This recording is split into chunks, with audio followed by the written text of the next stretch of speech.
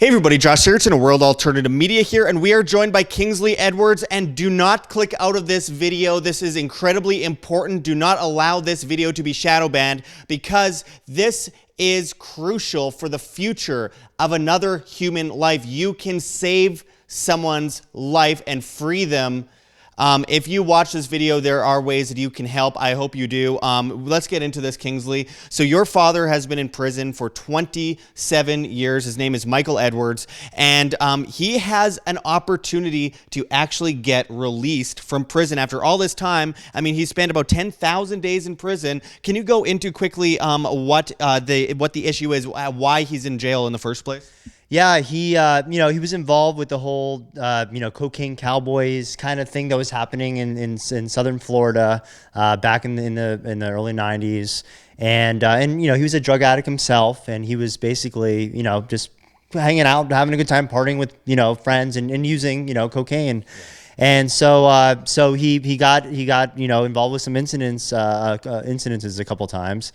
And he, the last time, basically, the judge threw the book at him and threw 60 years for a less than, basically a tablespoon of cocaine worth for a drug transaction. Okay, so so far 27 years in prison for a tablespoon of cocaine. Pedophiles and rapists and murderers go in and out of prison in that time frame, and he's still in there after all this time. And he does have an opportunity to be released. We just spoke with him on the phone. This is exclusive. So listen to what he has to say about what happened all those years ago. As of this conversation right now, I've been incarcerated now for 27 years for these two nonviolent drug offenses. And so everybody knows the offense happened, back when I was 30 years old. I was addicted to cocaine. I used to pick up cocaine for my friends whenever they wanted it so that I could party with them. And what happened was I was dating a girl, Renee's fiance, and she knew that I was a cocaine addict, and that I kept a supply at my house, and that I sometimes sold cocaine to support my addiction, which I'm deeply ashamed of and regret. Because Renee was upset with me for breaking up with her and wanted to get me in trouble, she called and asked a detective she knew from a prior arrest to set me up in a drug transaction, which he did. And so two times they called me and asked me to pick up some cocaine for them, which I did, and I ended up selling them altogether $850 worth of cocaine. And during my hearing in September in 1994, during my sentencing hearing, I asked Judge Rossman, the judge that was assigned to my case, I told him that I was a cocaine addict and needed treatment, but he refused to give me treatment. I also told him that even though my prior and current offenses were the result of my cocaine addiction, that no court had ever sentenced me to a drug treatment program. And unfortunately, Judge Rossman wouldn't send me to treatment. Instead, he sentenced me to 60 years in prison, basically a life sentence for these two drug offenses. I haven't been able to find anybody else at this time that's received such a lengthy sentence for selling such a small amount of cocaine, but as it is, there I said, rotting away. Now, as I said previously, the state attorney, Mr. Joseph D'Alessandro, wrote and asked the clemency board to commute my sentence. In his letter, he said that my 60-year sentence far exceeds the appropriate punishment for my crime.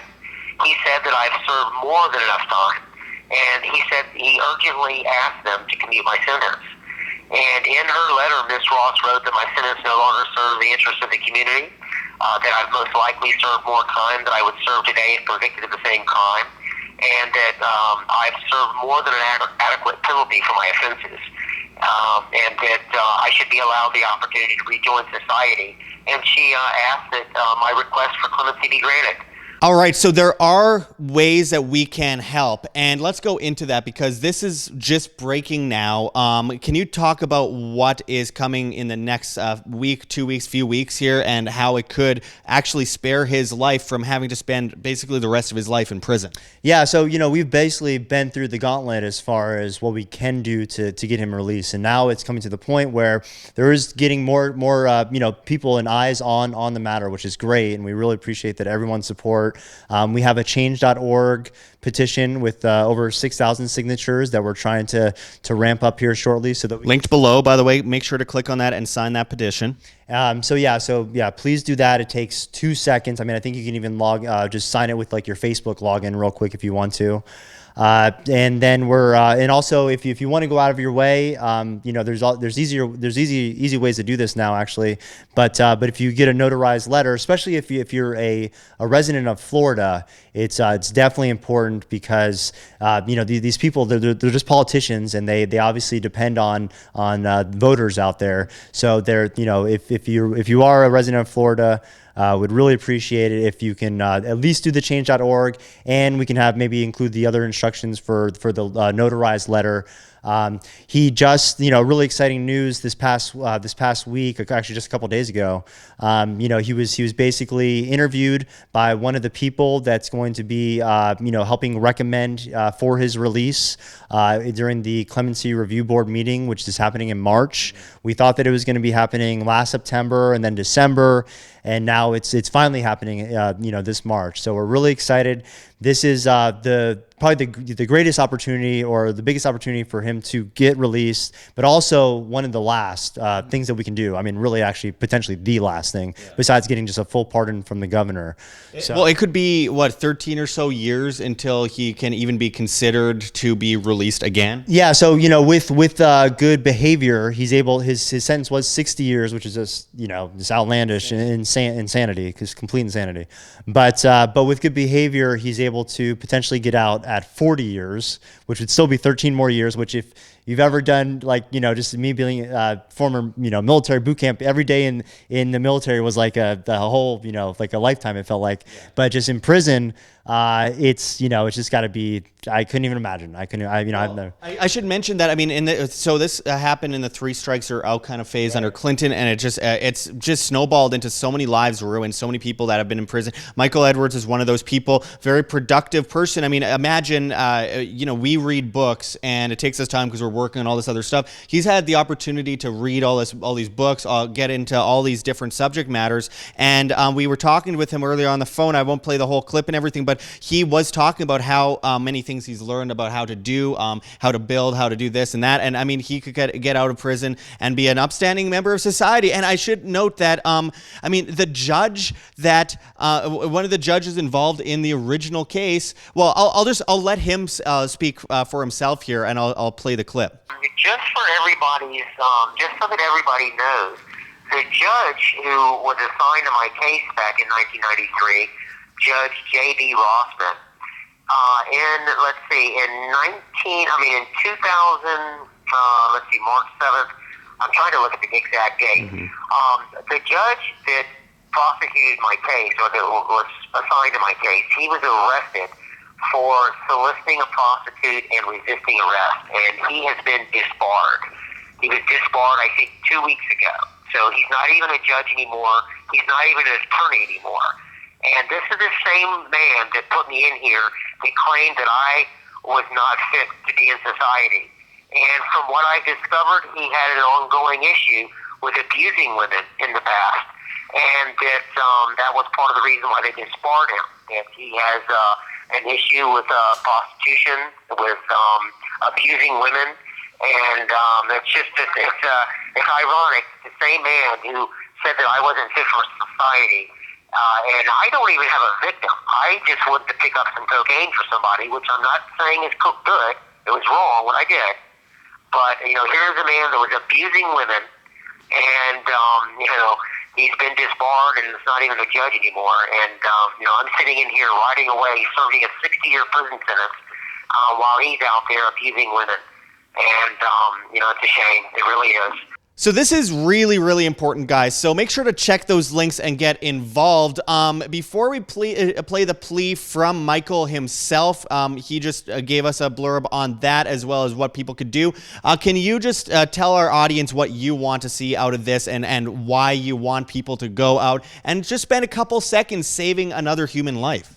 Yeah, I mean, for me and I know for my father too, like this is actually just the first step. Obviously, I want my father to be released out of prison. This is like we said, insanity. What we've had to go through, what his mother has had to go through, his sister, all our whole family. I have never had a father pretty much my whole life because of this.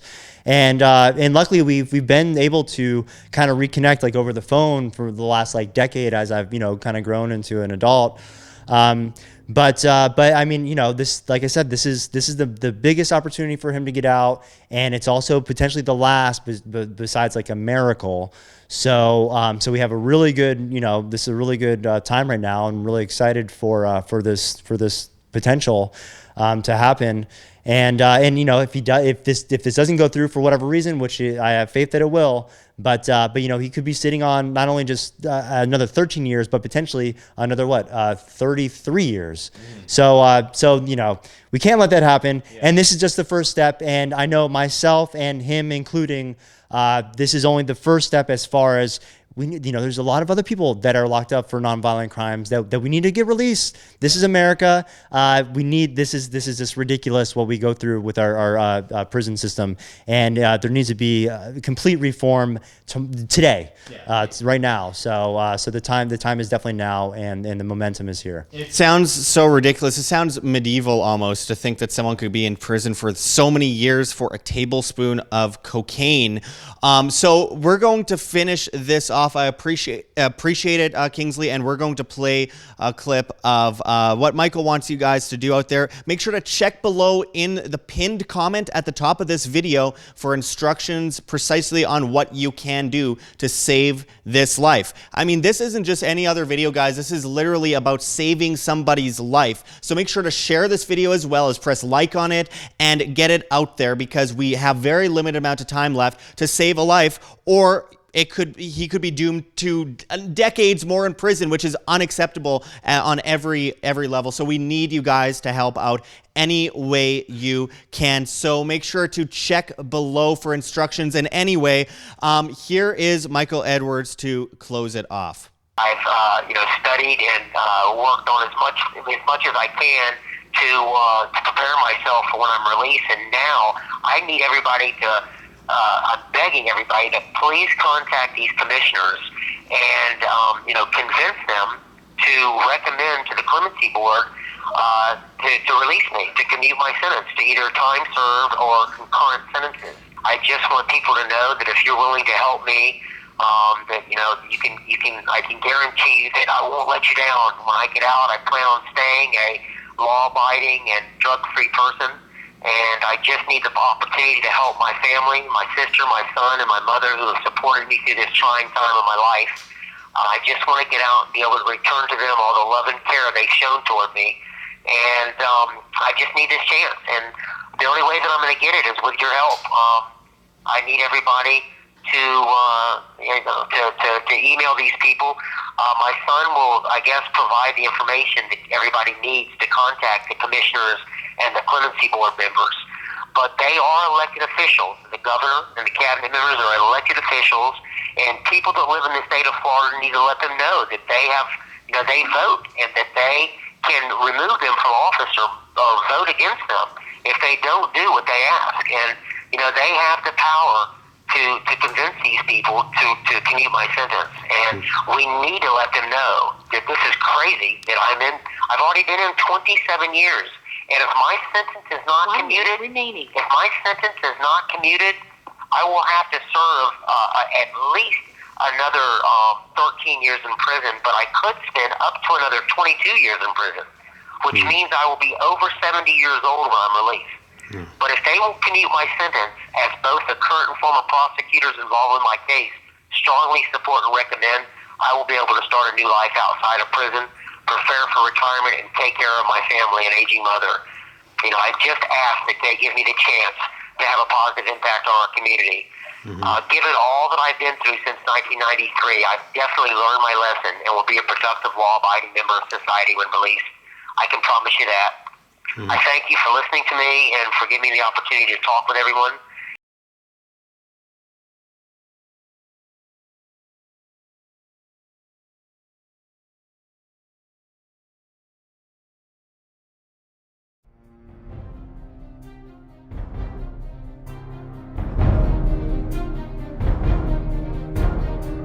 I'm sure you have already changed people's minds in your young age because you're involved, and I like that.